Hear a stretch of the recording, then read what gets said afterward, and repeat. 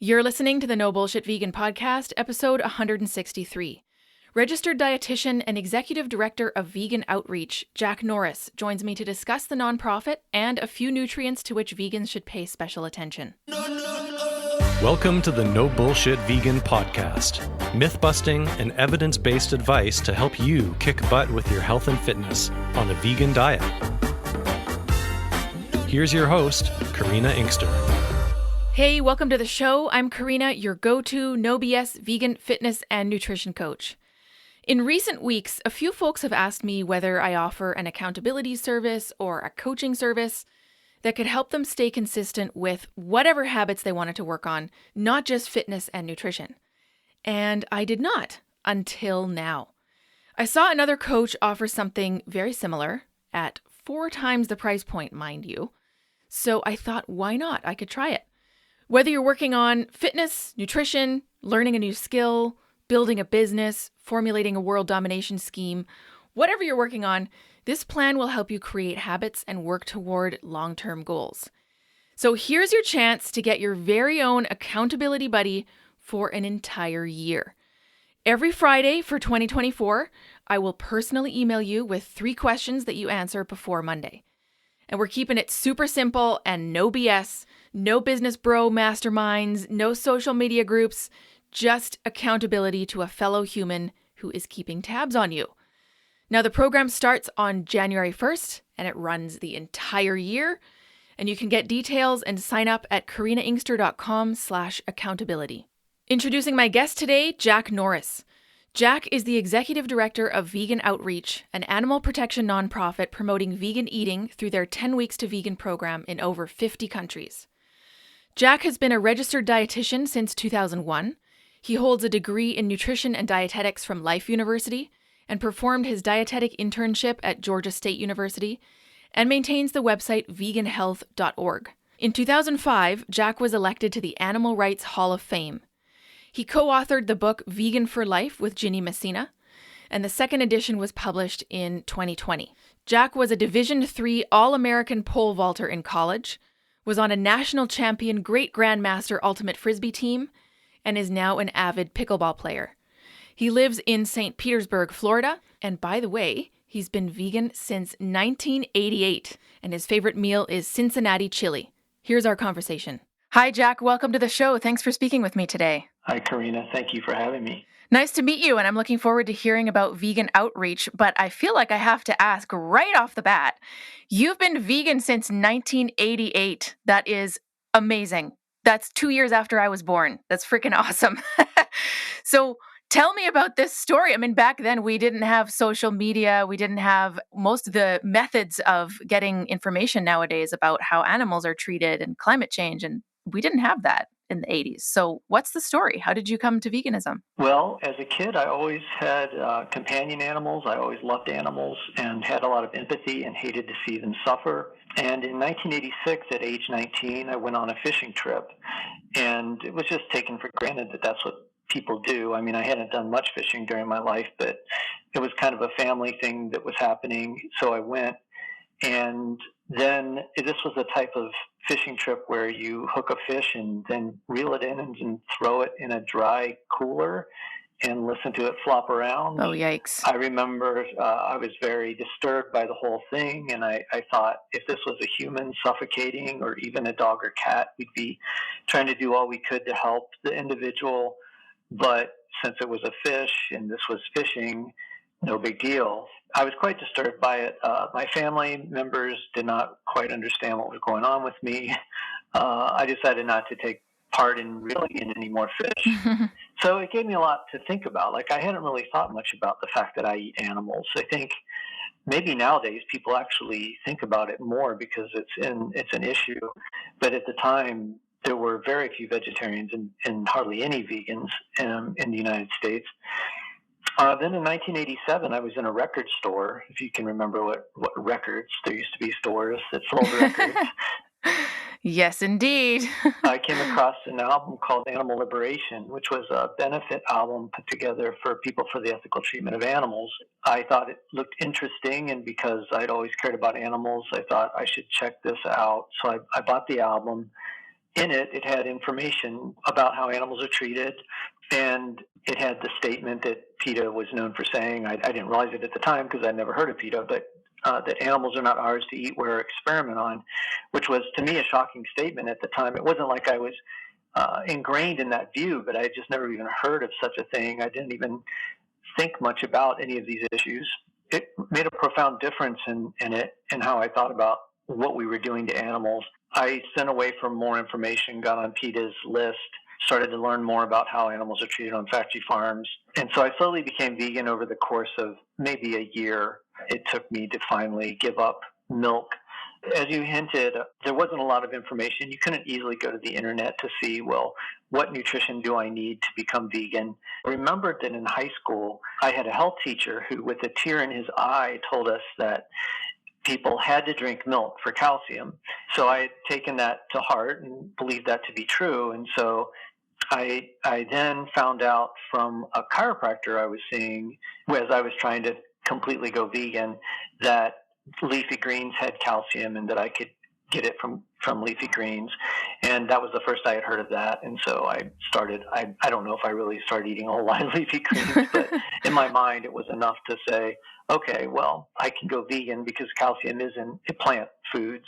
Then I started to learn a lot more about nutrition. Right after that, I started getting a lot of popular books on vegan eating that were around at the time. But then, shortly after going vegan, I realized that simply removing my part from the killing of animals wasn't enough. It was a big relief to do that, but then it quickly faded into, oh, this is still happening, and there's still so many animals suffering.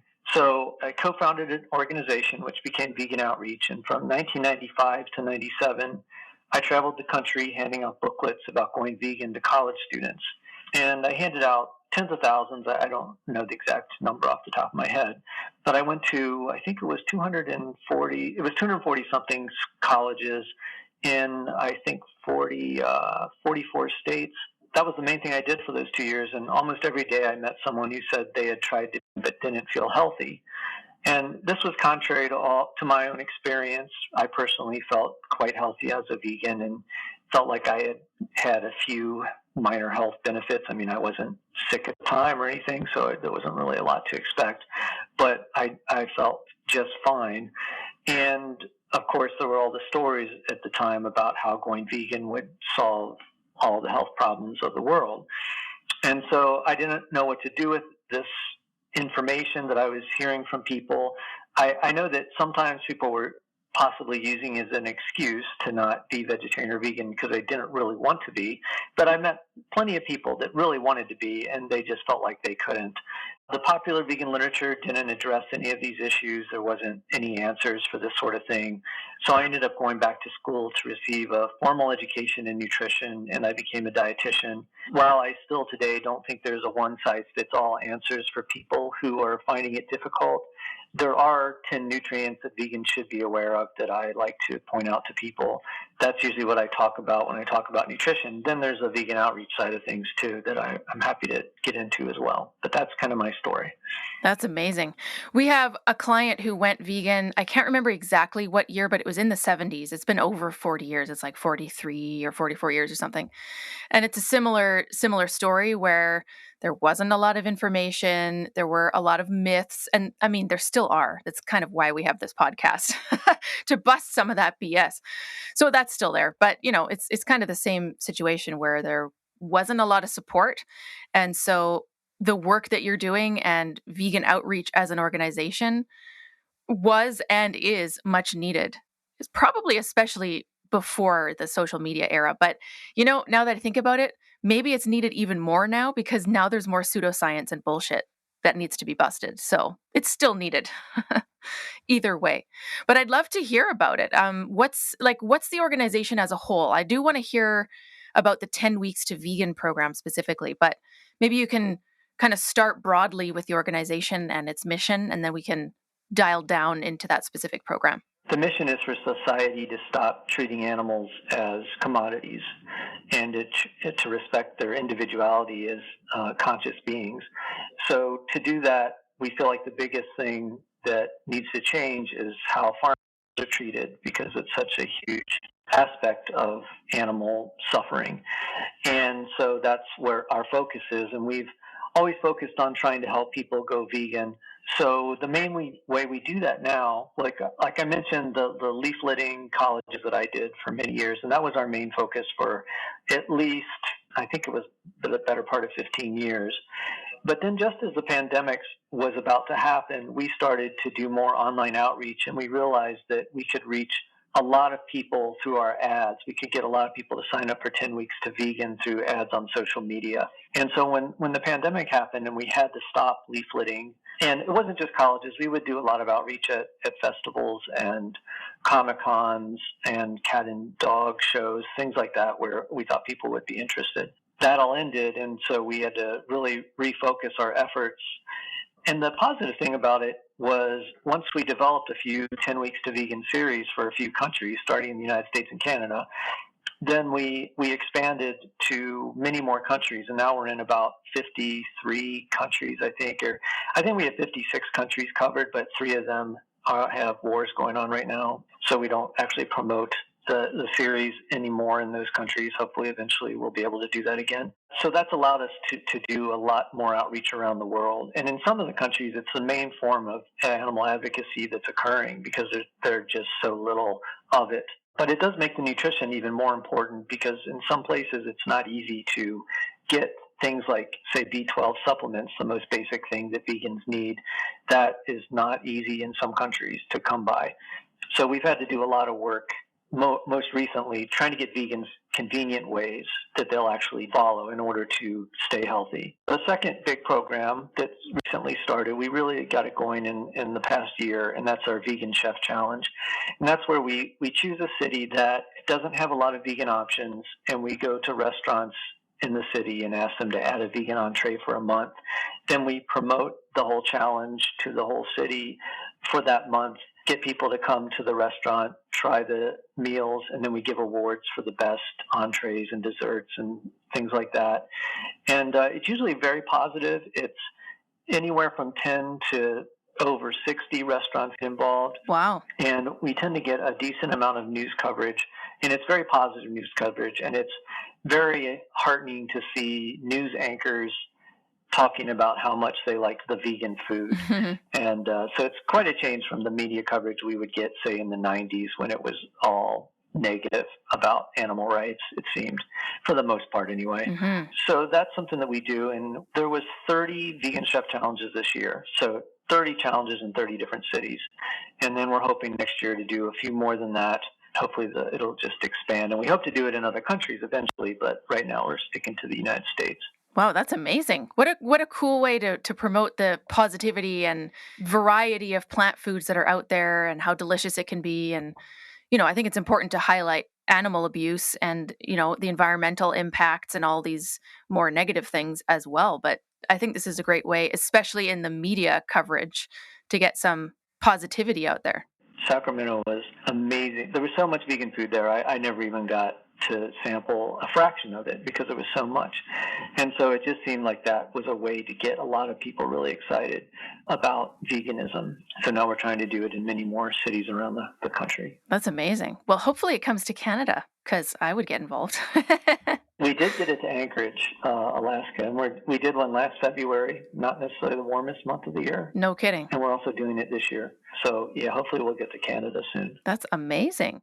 So the 10 Weeks to Vegan program, is that entirely online and people join that and then they've got support for this period of time, like to make the transition to veganism? Is that kind of the idea? That's right. It's currently a series of 10 emails, one email a week focusing on a particular animal product, how to replace it.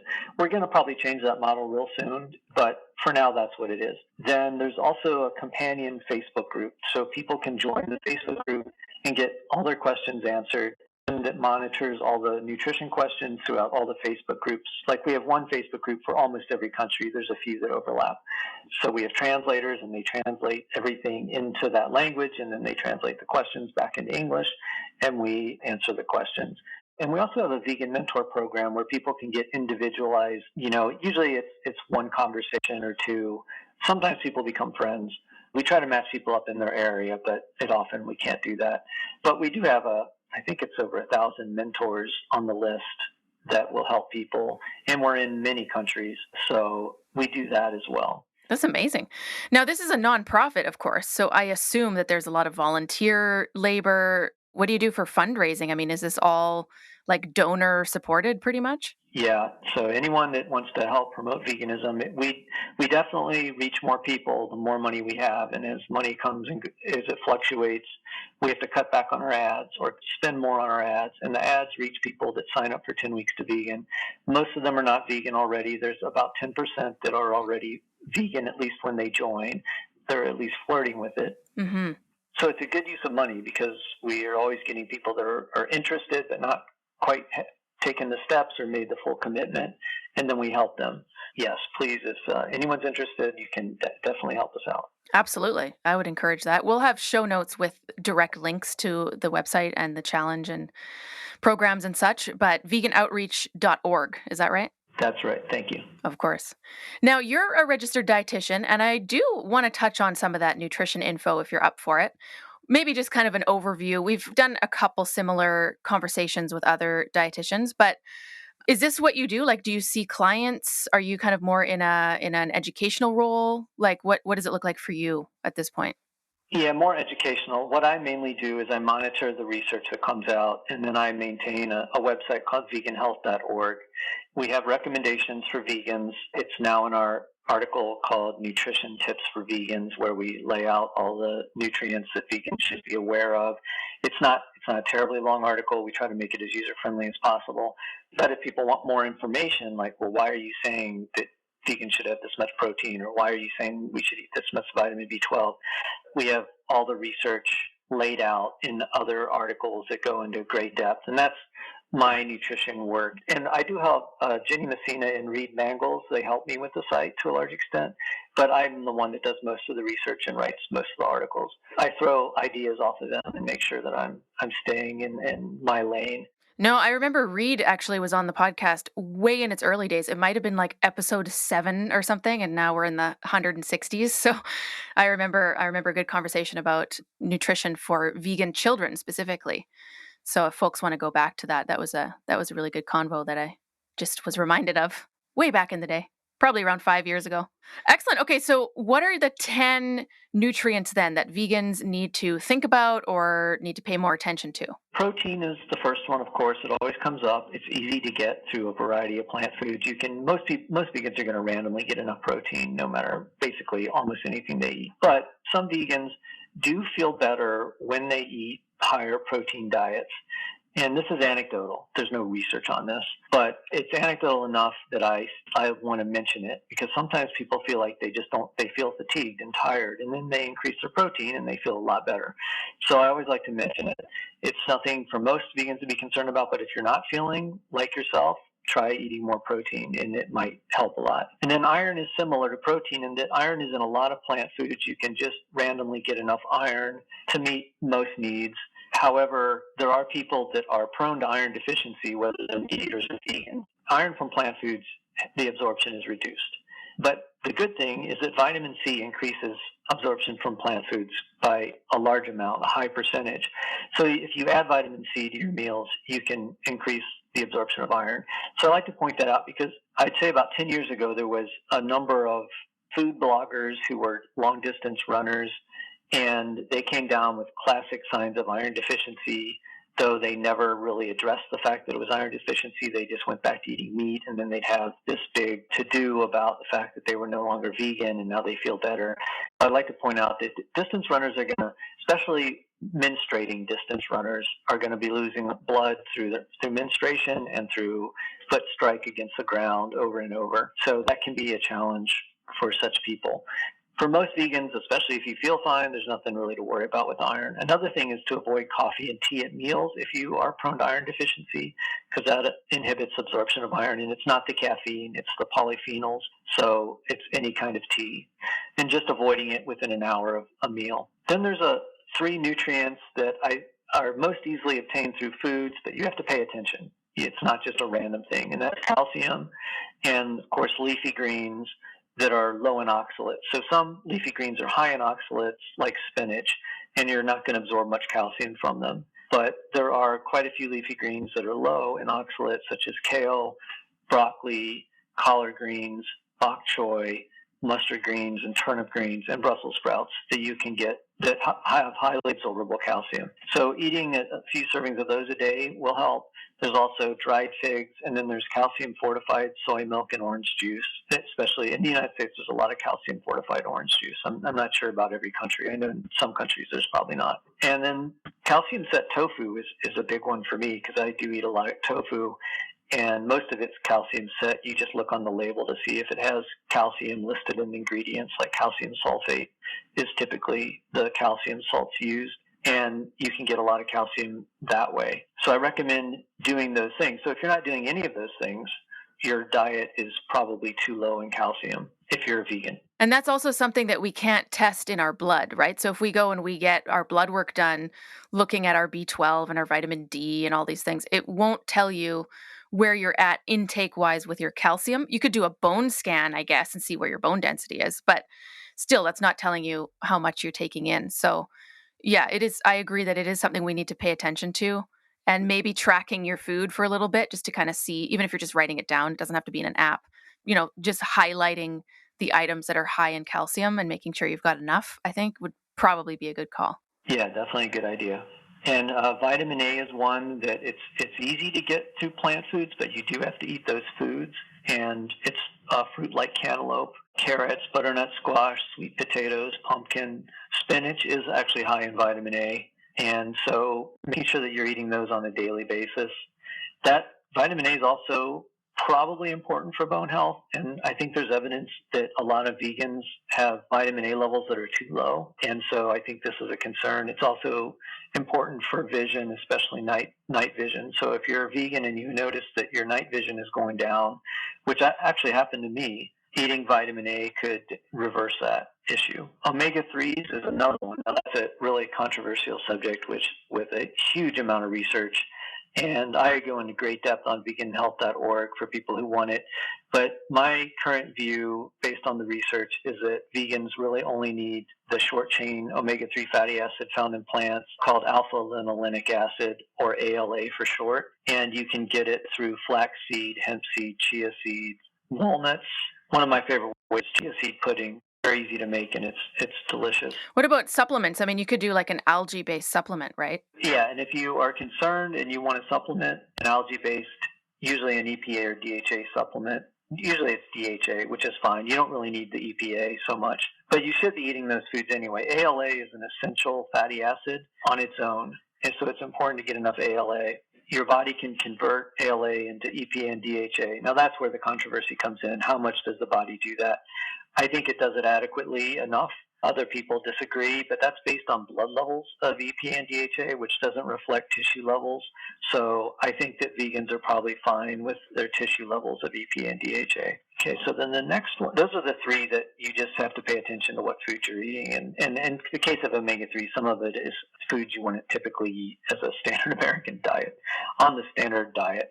And so you have to kind of go out and get them. Then nutrients that I think are just more easily gotten through supplements, and a multivitamin usually covers all of these, is vitamin B12, iodine, selenium. In the United States and Canada, vegans don't need to worry about selenium because there's plenty of selenium in our soil, and so plant foods will naturally have selenium.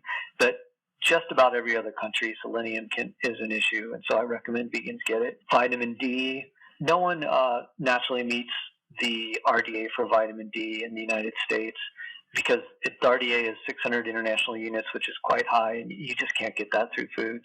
Vegans aren't that unusual by needing a vitamin D in a supplement, and the many multivitamins have enough, so you don't necessarily even have to take an extra, like a vitamin D supplement, but you need a multivitamin that contains it. And then zinc.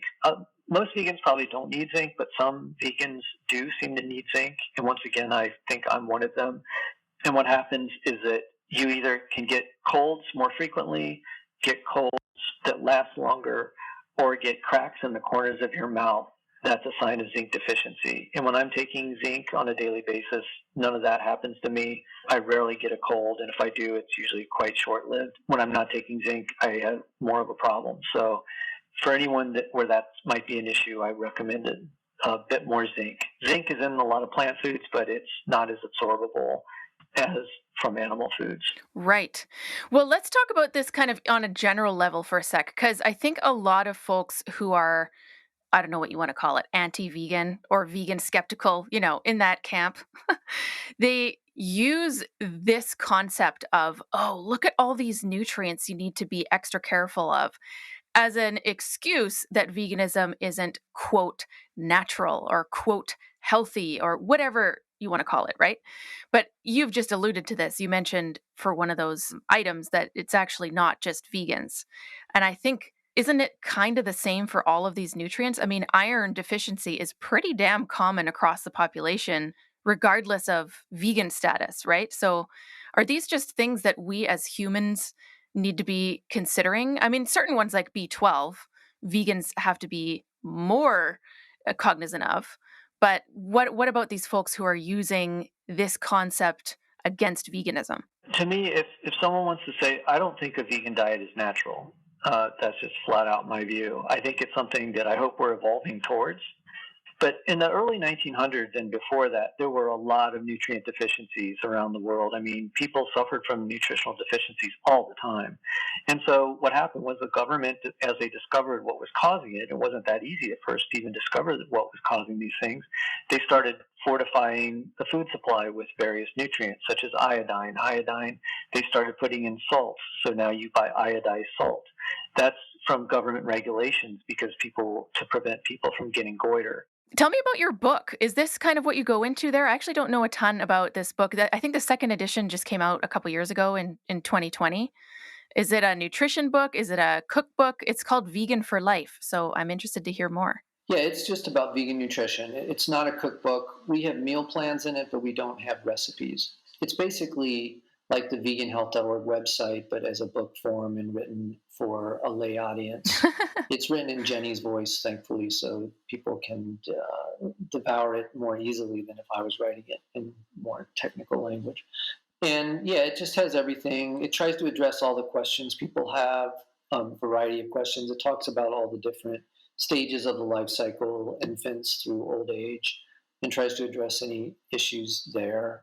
Yeah, and we focus a bit on some of the controversial subjects like low-carb diets, things like that. Like, is the new edition taking into account more of those things because they're more popular now, like keto and low carb and all of these things? They seem to have just exploded in popularity. Yeah, it did address some of the more recent issues. And to be honest, it's hard for me to remember. It was a few years ago that we wrote it, and I haven't revisited it since then. Mm-hmm. So I know we made a number of significant changes, and Jenny did most of those. I know we added a lot of the issues that were hot at the time into the book, but I'd have to pull out the contents to actually look at it right now to tell you. So I'm not a great marketer for the book, apparently. Sorry about that. I just didn't think about that. Oh, that makes sense.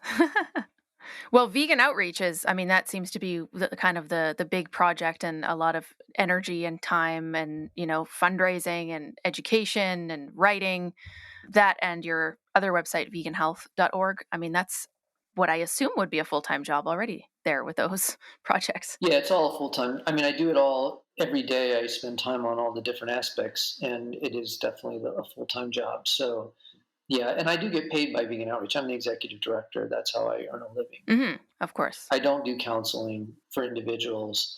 I try to answer questions, but I just don't have time to sit down with people and do a diet history and medical history and things like that. If someone's really struggling, then I will occasionally spend more time with them, but that's very unusual. That makes sense. Awesome. Well, it's great speaking with you, Jack. Is there anything that we've missed or anything you want to leave our listeners with? No. Thank you so much for having me. I've been enjoying your podcast, so I'm going to keep listening. Oh, well, thanks for tuning in. It's great to have you on the show. It was awesome to speak with you. Thanks so much. You too. Okay. Bye, Karina. Jack, thanks again for joining me. Much appreciated. Check out our show notes at nobullshitvegan.com/163. And don't forget, you can learn about and sign up for my No BS 2024 accountability service at karinainkster.com/accountability. Thanks for tuning in. Thanks for listening to the No Bullshit Vegan podcast at nobullshitvegan.com.